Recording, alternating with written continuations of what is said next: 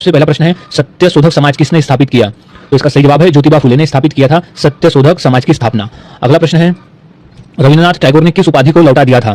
तो इसका सही जवाब है सर की उपाधि को। रविन्द्रनाथ टैगोर ने जलियांवाला बाग हत्याकांड के विरोध में सर की उपाधि को लौटा दिया था। अगला प्रश्न है कि अमीर खुसरो किसके दरबारी कवि थे? ये इंपॉर्टेंट प्रश्न है और काफी बार आया हुआ प्रश्न है ये। तो इसका सही जवाब हो जाएगा अलाउद्दीन खिलजी। अमीर खुसरो अलाउद्दीन खिलजी के दरबारी कवि थे।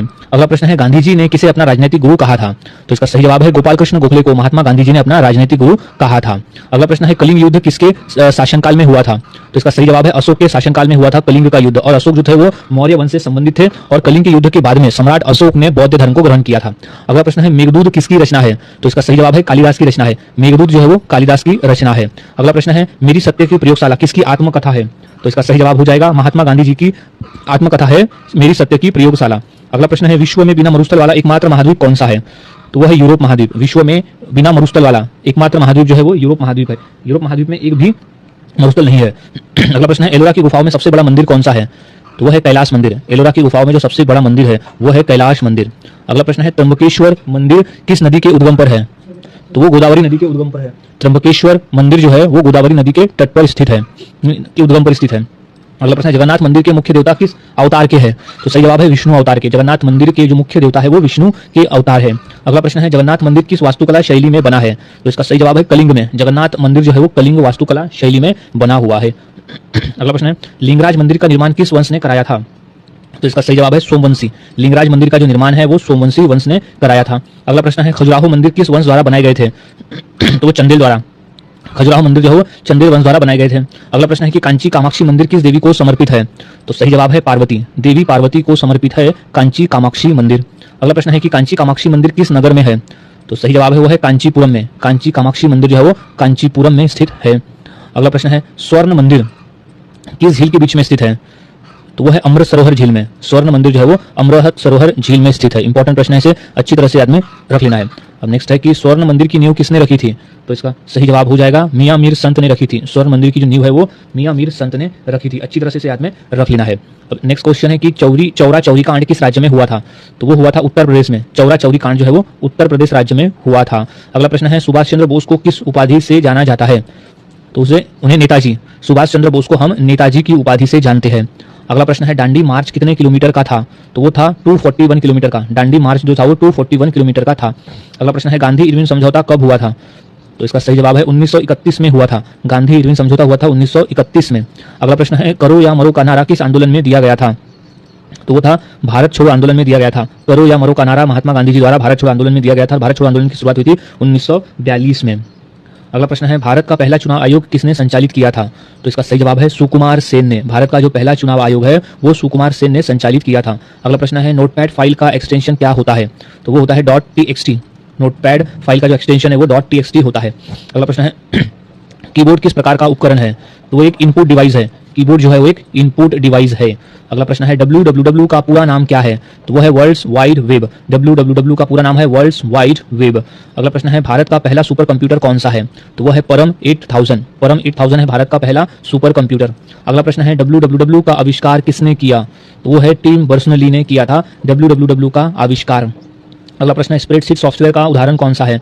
तो वो है MS एक्सेल। स्प्रेडशीट सॉफ्टवेयर का जो उदाहरण है वो है MS एक्सेल। अगला प्रश्न है, कंट्रोल V का प्रयोग किस लिए होता है? तो वो होता है पेस्ट करने के लिए। कंट्रोल प्लस V जो है वो एक शॉर्टकट की है पेस्ट करने के लिए। अगला प्रश्न है कि कंप्यूटर का सबसे छोटा इकाई कौन सी है? तो वो है बीट। BIT बीट है कंप्यूटर की सबसे छोटी इकाई। अगला प्रश्न है, DNS का पूरा नाम क्या है? तो वो है डोमेन नेम सिस्टम। DNS का पूरा नाम होता है डोमेन नेम सिस्टम। अगला प्रश्न है, ROM का पूरा नाम क्या है? तो वह है रीड ओनली मेमोरी। ROM का पूरा नाम होता है रीड ओनली मेमोरी। अगला प्रश्न है, सबसे बड़ी मेमोरी कौन सी है? तो वह है हार्ड डिस्क। सबसे बड़ी मेमोरी होती है हार्ड डिस्क। अगला प्रश्न है, विंडोज किस प्रकार का सॉफ्टवेयर है? तो एक ऑपरेटिंग सिस्टम है। विंडोज जो है वो एक प्रकार का ऑपरेटिंग सिस्टम है। ये इंपॉर्टेंट है, याद में रख लेना है। अब नेक्स्ट है कि ALU का पूरा नाम क्या है? तो उसे कहते हैं अरिथमेटिक लॉजिक यूनिट। ALU का पूरा नाम है अरिथमेटिक लॉजिक यूनिट। अगला प्रश्न है, कंप्यूटर का दिमाग किसे कहते हैं? तो वो CPU को कहा जाता है, जिसे हम सेंट्रल प्रोसेसिंग यूनिट कहते हैं। उसका फुल फॉर्म होता है CPU का, और इसे कंप्यूटर का मस्तिष्क कहते हैं। याद में से रख लेना है। सो नेक्स्ट क्वेश्चन है, मानव शरीर में इंसुलिन की कमी से कौन सा रोग होता है?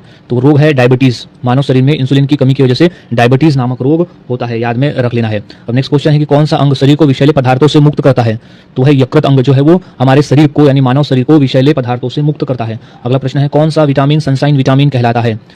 तो विटामिन डी को सनसाइन विटामिन भी कहते हैं। Vitamin D is sunshine vitamin. अगला प्रश्न है, रक्त समूह की खोज किसने की थी? तो है कार्ल लैंडस्टीनर ने की थी। रक्त समूह की खोज की थी कार्ल लैंडस्टीनर ने। अब अगला प्रश्न है, सामान्य मानव शरीर का तापमान कितना होता है? तो सही जवाब है 98.6 डिग्री फ़ारेनहाइट। सामान्य मानव शरीर का जो तापमान है वो होता है 98.6 डिग्री फ़ारेनहाइट। अगला प्रश्न है कि लाल रक्त कणिका का जीवन काल कितना होता है? तो सही जवाब है 120 दिन का होता है। लाल रक्त कणिका का जो जीवन काल है वो 120 दिनों का होता है। अगला प्रश्न है, मूत्र में पीला रंग किसके कारण होता है? तो वो होता है यूरिक्रोम की वजह से। मूत्र में पीला रंग जो है वो यूरिक्रोम की वजह से होता है। अगला प्रश्न है कि रक्त में हीमोग्लोबिन की कमी से कौन सा रोग होता है? तो इसका सही जवाब हो जाएगा एनीमिया। रक्त में हीमोग्लोबिन की वजह से हमें एनीमिया नामक रोग होता है। अगला प्रश्न है, हड्डियों को मजबूत करने वाला खनिज कौन सा है? तो सही जवाब है कैल्शियम। हड्डियों को मजबूत करने वाला जो खनिज है वो होता है कैल्शियम। अगला प्रश्न है, गर्भावस्था जांच में कौन सा हार्मोन पाया जाता है? तो वो है HCG। गर्भावस्था जांच में HCG हार्मोन पाया जाता है। अगला प्रश्न है, विटामिन सी की कमी से कौन सा रोग होता है? तो वह स्कर्वी नामक रोग होता है। विटामिन सी की कमी से हमें स्कर्वी नामक रोग होता है। अगला प्रश्न है, रेडियो तरंगों की खोज किसने की? तो वो मार्कोनी ने की थी। रेडियो तरंगों की जो खोज है वो की थी मार्कोनी ने। अगला प्रश्न है, पहला कृत्रिम उपग्रह कौन सा था? तो वो था स्पुतनिक 1। पहला कृत्रिम उपग्रह था स्पुतनिक 1। अगला प्रश्न है, बैरोमीटर किसे मापने के लिए प्रयोग होता है? तो उससे हम वायुदाब को मापते हैं। बैरोमीटर का उपयोग करते हैं हम वायुदाब को मापने के लिए। अगला प्रश्न है, MRI तकनीक में कौन सी तरंगे प्रयोग होती है? तो वो रेडियो तरंगे प्रयोग होती है MRI तकनीक में। अगला प्रश्न, रेडियम की खोज किसने की थी? तो सही जवाब है मैरी क्यूरी। रेडियम की खोज की थी मैरी क्यूरी ने। अगला प्रश्न है कि विद्युत धारा की खोज किसने की थी? तो सही जवाब है माइकल फैराडे ने की थी विद्युत धारा की खोज। इंपॉर्टेंट है, ये याद में रख लेना है। अब नेक्स्ट क्वेश्चन है कि अंतरिक्ष में जाने वाली पहली भारतीय महिला कौन थी? तो वो थी कल्पना चावला। अंतरिक्ष में जाने वाली पहली भारतीय महिला थी कल्पना चावला। अगला प्रश्न है, सूर्य के सबसे निकट ग्रह कौन सा है? तो इसका सही जवाब है बुध। सूर्य के सबसे निकट वाला जो ग्रह है वो है बुध ग्रह। अगला प्रश्न है कि मानव शरीर का कौन सा अंग रक्त बैंक कहलाता है?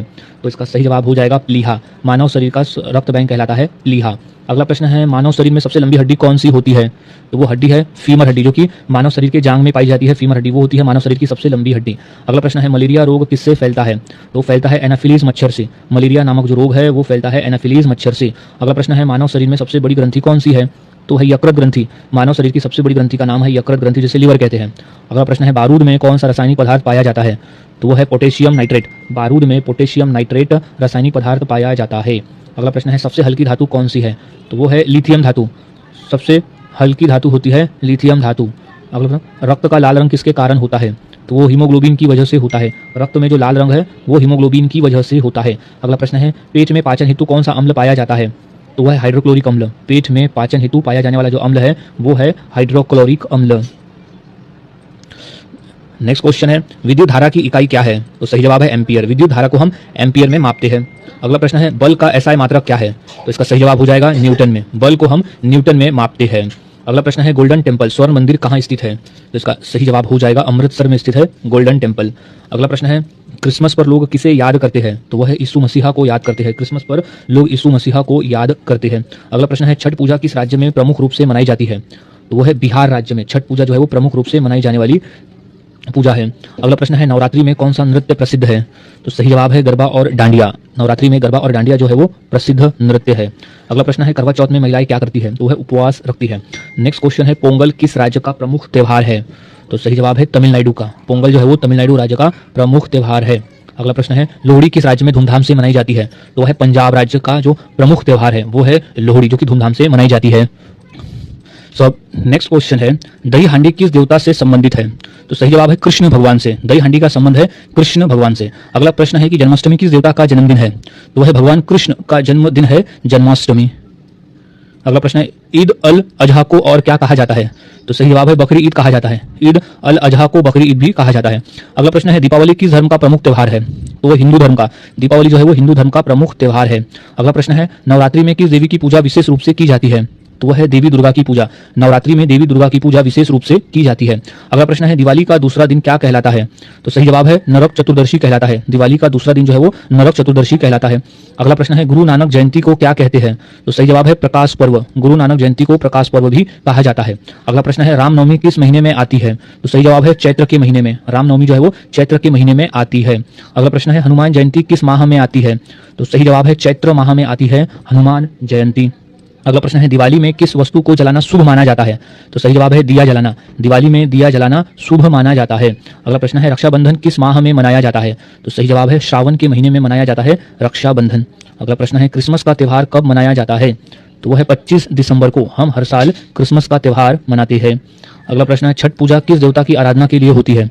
तो वो होती है सूर्य देव की आराधना के लिए। छठ पूजा जो है वो सूर्य देव की आराधना के लिए होती है। अगला प्रश्न है लोहड़ी का त्यौहार किस राज्य में मुख्य रूप से मनाया जाता है? तो वो है पंजाब राज्य में लोहड़ी का जो त्यौहार है वो मुख्य रूप से मनाया जाने वाला त्यौहार है। अगला प्रश्न है महाशिवरात्रि किस देवता को समर्पित है? तो वो भगवान शिव को समर्पित है। महाशिवरात्रि जो है वो भगवान शिव को समर्पित है। अगला प्रश्न है रमजान का त्यौहार किस धर्म में मनाया जाता है? तो वह मुस्लिम धर्म में मनाया जाता है रमजान का त्यौहार। अगला प्रश्न है विजयादशमी का त्यौहार किस देवी से संबंधित है? तो वह है देवी दुर्गा से। विजयादशमी का जो त्यौहार है वो देवी दुर्गा से संबंधित है। अगला प्रश्न है बैसाखी का त्यौहार किस राज्य में विशेष रूप से मनाया जाता है? तो सही जवाब है पंजाब राज्य में। बैसाखी का त्यौहार जो है वो पंजाब राज्य में विशेष रूप से मनाया जाता है। अगला प्रश्न है विजयादशमी का त्यौहार किस देवी से संबंधित है?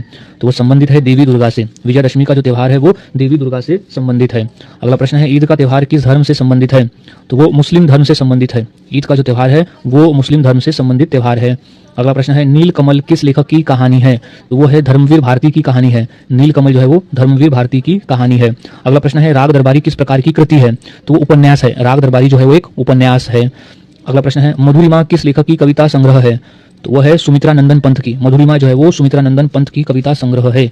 अगला प्रश्न है अंधा युग नाटक के लेखक कौन है? तो वह है धर्मवीर भारती। अंधा युग नाटक के लेखक है धर्मवीर भारती। अगला प्रश्न है नील कमल किस लेखक की कहानी है? तो वह है धर्मवीर भारती की कहानी है नील कमल। इंपॉर्टेंट है, ये याद में रख ले। नेक्स्ट है माया पुस्तक के लेखक कौन है? तो इसका सही जवाब है रविंद्रनाथ टैगोर। माया पुस्तक के लेखक है रविंद्रनाथ टैगोर। अगला प्रश्न है नवभारत के लेखक कौन है? तो सही जवाब है मैथिली शरण गुप्त। नवभारत के लेखक है मैथिली शरण गुप्त। अगला प्रश्न है राग दरबारी किस भाषा में लिखी गई थी? तो इसका सही जवाब है हिंदी भाषा में लिखी गई थी। राग दरबारी जो है वो हिंदी भाषा में लिखी गई थी। अगला प्रश्न है कर्मभूमि किस लेखक की प्रसिद्ध कृति है? तो वो है मुंशी प्रेमचंद की। कर्मभूमि जो है वो मुंशी प्रेमचंद की प्रसिद्ध कृति है। अगला प्रश्न है मधुशाला पुस्तक के लेखक कौन है? तो वो है हरिवंश राय बच्चन। मधुशाला पुस्तक के जो लेखक है वो है हरिवंश राय बच्चन। अगला प्रश्न है गीतांजलि के लेखक कौन है? इसका सही जवाब हो जाएगा रविंद्रनाथ टैगोर है। गीतांजलि पुस्तक के जो लेखक है वो रविंद्रनाथ टैगोर है, जिसके लिए इन्हें नोबेल पुरस्कार से भी सम्मानित किया गया था।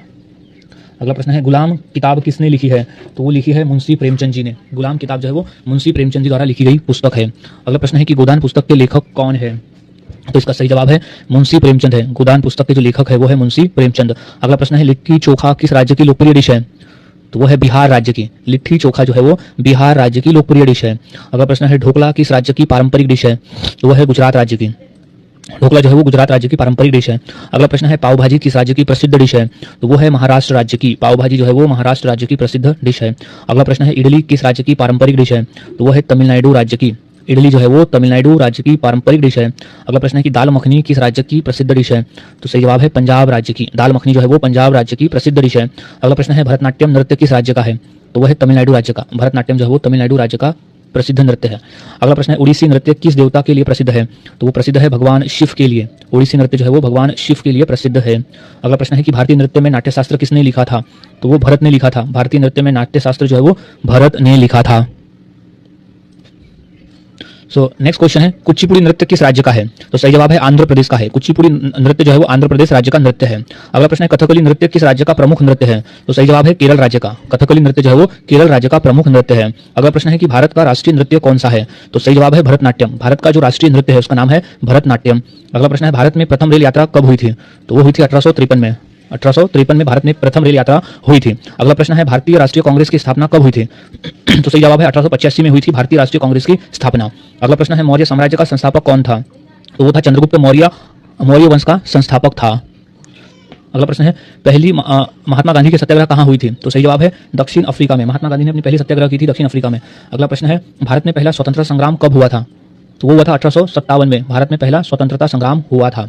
अगला प्रश्न है, किस देश को सूर्य का देश कहा जाता है? तो इसका सही जवाब है जापान को। जापान को उगते सूरज का देश कहा जाता है। किस देश में माउंट फूजी स्थित है? तो वो स्थित है जापान में, याद रखना है, जापान में स्थित है माउंट फूजी ज्वालामुखी। अगला प्रश्न है, किस देश में सुमात्रा और जावा द्वीप स्थित है? तो वह इंडोनेशिया में, इंडोनेशिया में सुमात्रा और जावा द्वीप स्थित है। अगला प्रश्न है, पृथ्वी पर सबसे लंबी तटीय रेखा किस देश की है? तो वह है कनाडा देश की। पृथ्वी पर सबसे लंबी तटीय रेखा वाला जो देश है वो है कनाडा। अगला प्रश्न है, भारत के किस राज्य में काजीरंगा नेशनल पार्क है? तो वह असम राज्य में, भारत के असम राज्य में काजीरंगा नेशनल पार्क है। अगला प्रश्न है कि भारत में सबसे बड़ा नमक का झील कौन सी है? तो वह है सांभर झील है, सबसे बड़ी नमक की झील सांभर झील। अगला प्रश्न है, किस देश को लाल भूमि कहा जाता है? तो ऑस्ट्रेलिया को कहा जाता है लाल भूमि। इंपॉर्टेंट है, याद में रख लेना है। अब नेक्स्ट क्वेश्चन है कि फ्रेंच ओपन किस खेल की प्रतियोगिता है? तो वो टेनिस खेल की प्रतियोगिता है। फ्रेंच ओपन जो है वो टेनिस खेल की प्रतियोगिता है। अगला प्रश्न है, फॉर्मूला 1 किस खेल से संबंधित है? तो वो रेसिंग से संबंधित है। फॉर्मूला 1 का जो संबंध है वो है रेसिंग से। अगला प्रश्न है, बल्लन डी और पुरस्कार किस खेल में दिया जाता है? तो वो फुटबॉल के खेल में दिया जाता है। बल्लन डी और पुरस्कार जो है वो फुटबॉल के खेल में दिया जाने वाला पुरस्कार है। अगला प्रश्न है कि विजय हजारे ट्रॉफी किस खेल से जुड़ी है? तो वो क्रिकेट के खेल से जुड़ी हुई है। विजय हजारे ट्रॉफी का जो संबंध है वो है क्रिकेट के खेल से। अगला प्रश्न है, माइक टाइसन किस खेल से संबंधित है? तो वो मुक्केबाजी से संबंधित है। माइक टाइसन का जो संबंध है वो है मुक्केबाजी से। अगला प्रश्न है, सुल्तान अजलान शाह कप किस खेल से संबंधित है? तो सही जवाब है हॉकी के खेल से संबंधित है सुल्तान अजलान शाह कप का संबंध। अगला प्रश्न है, टेबल टेनिस में सर्विस कितने अंकों के बाद में बदलती है?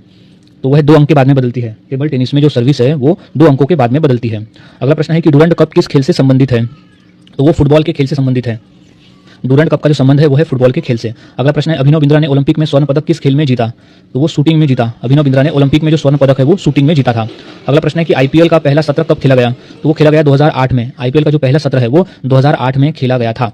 अब अगला प्रश्न है कि भारत की दीवार के नाम से किसे जाना जाता है?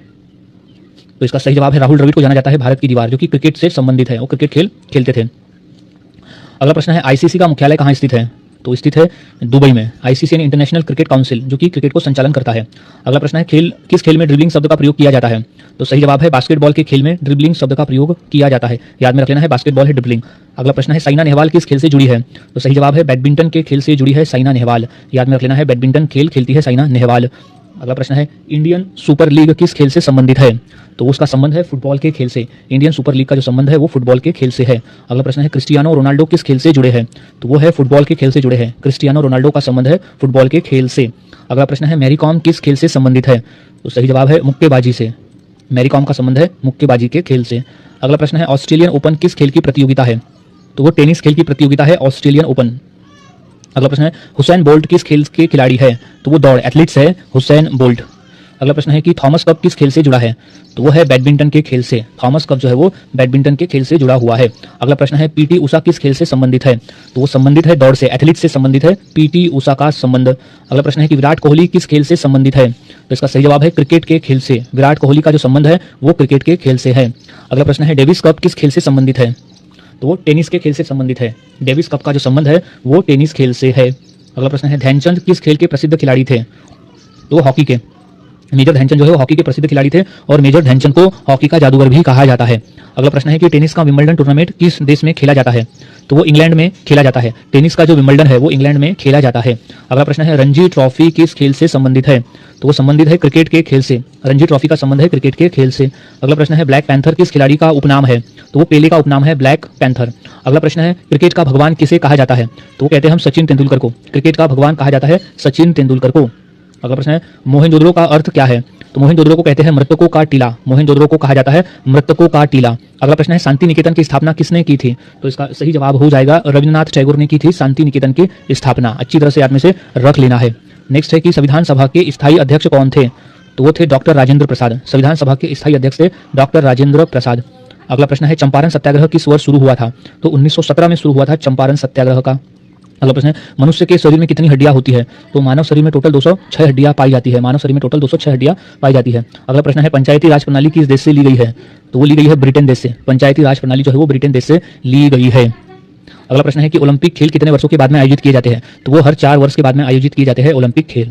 सो गाइस, आज के वीडियो में हमने 150 क्वेश्चन की प्रैक्टिस की, जो काफी इंपॉर्टेंट है पेपर के पॉइंट ऑफ व्यू। तो यहाँ सभी क्वेश्चन के आंसर को अच्छी तरह से याद में रख लेना है, क्योंकि सभी क्वेश्चन पेपर में पूछे जा चुके हैं और इंपॉर्टेंट है। सो गाइस, मिलता हूँ ऐसे ही और नए जीके क्वेश्चन के साथ अगली वीडियो।